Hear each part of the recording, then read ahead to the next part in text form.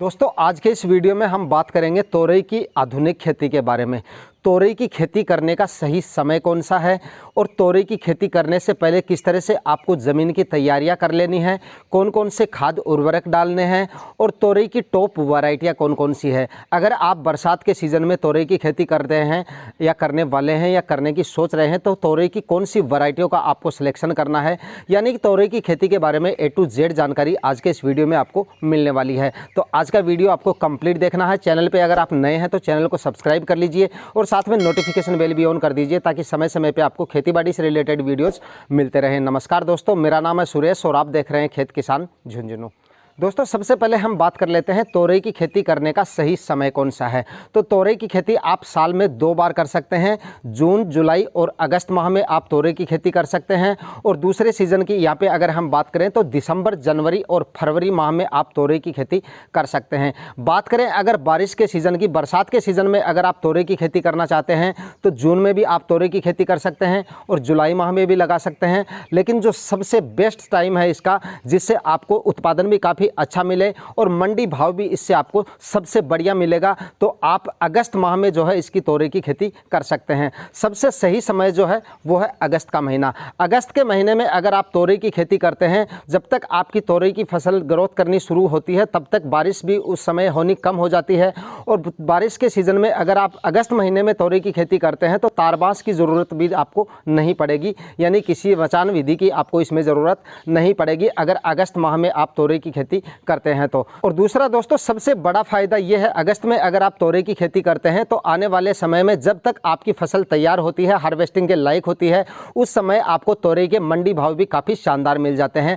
उत्पादन अच्छा मिलेगा, मंडी भाव आपको इससे अच्छे मिलेंगे, तो आपको तोरई की फसल से काफ़ी अच्छा प्रॉफिट मिल सकता है। तो फाइनली दोस्तों आप 10 अगस्त के बाद में तोरई की खेती कभी भी कर सकते हैं। तोरई की खेती अगर आप अगस्त माह में लगाते हैं या करते हैं तो इससे आपको काफ़ी अच्छा बेनिफिट मिल जाता है।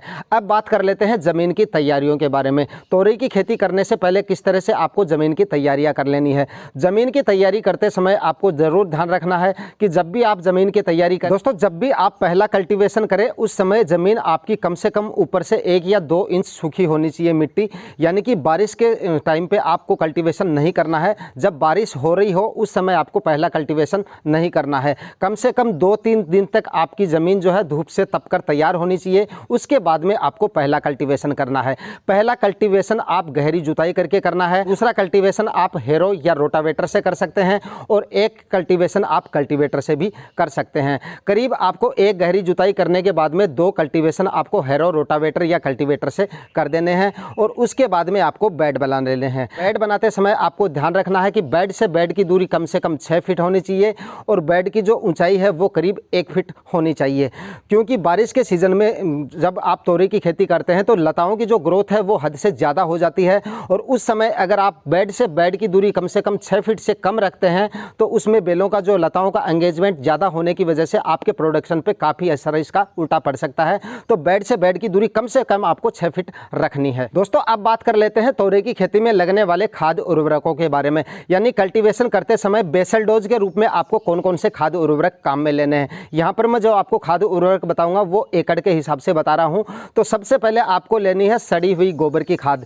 4 से 5 ट्राली आप प्रति एकड़ के हिसाब से सड़ी हुई गोबर की खाद आपको डालनी है और उसके बाद में DAP 40 kg 1 एकड़ के हिसाब से और 40 kg आपको MOP पोटाश डालना है और 25 kg यूरिया आप इसमें मिक्स करके तीनों खादों का मिश्रण तैयार करके और भुरकाव विधि से अपने खेत में बिखेर देना है। कुछ किसान भाई गलती करते हैं कि वो कल्टीवेटर से जो है उसकी बिजाई करवा देते हैं और कल्टीवेटर से जब अगर आप बेसल डोज की बिजाई वगैरह करवाते हैं तो वो गहराई मतलब थोड़ी सी गहराई में चले जाते हैं। उसके बाद जब आप बेड बनाते हैं तो वो आपको जो खाद आपने डाले हैं वो बेड में नहीं मिल पाते हैं।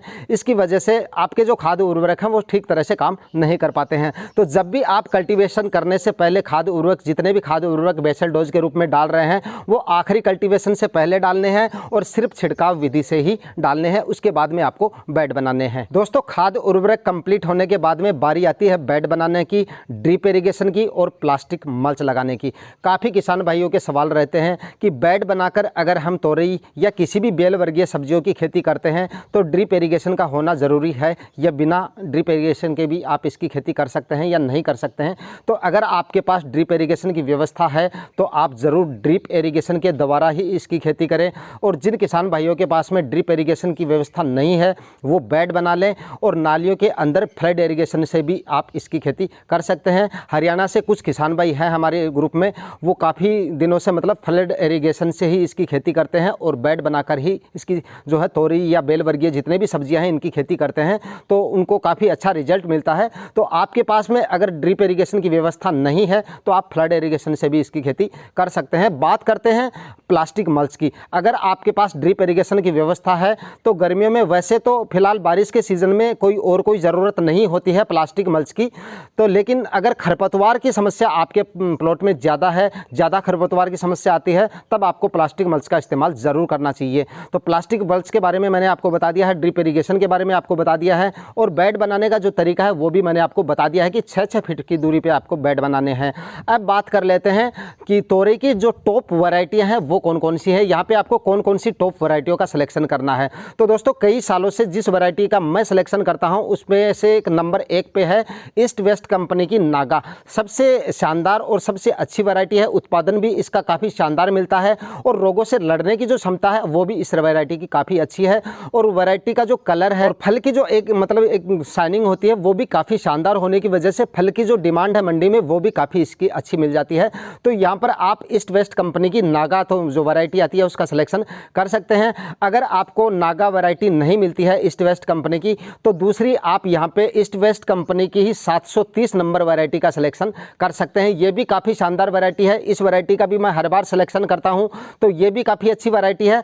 ईस्ट वेस्ट कंपनी की 730 वैरायटी का यहाँ पे आप सिलेक्शन कर सकते हैं। और तीसरी वैरायटी है वीएनआर कंपनी की आरती, ये भी काफ़ी शानदार और काफ़ी अच्छी वैरायटी है, इसका भी उत्पादन काफ़ी अच्छा मिल जाता है और इसका भी सही समय है, बारिश के सीज़न में आप इसका भी सिलेक्शन कर सकते हैं। तो बताई गई 3 वैरायटियों में से आप किसी भी वैरायटी का सिलेक्शन करके तोरई की खेती कर सकते हैं। बात करें बीज की बुआई की तो आपको बीज की बुआई हाथ से करनी होगी। बेड की दूरी मैंने आपको बता दी है, लाइन से लाइन की दूरी 6 फीट रखनी है, तो बीज से बीज की जो दूरी है वो आपको 1 फीट रखनी है, यानी प्लांट से प्लांट की दूरी आपको 1-1 फीट की दूरी पे जो है सीड सोविंग कर देनी है, और उसके बाद में ड्रिप इरिगेशन की सहायता से सिंचाई करते रहना है।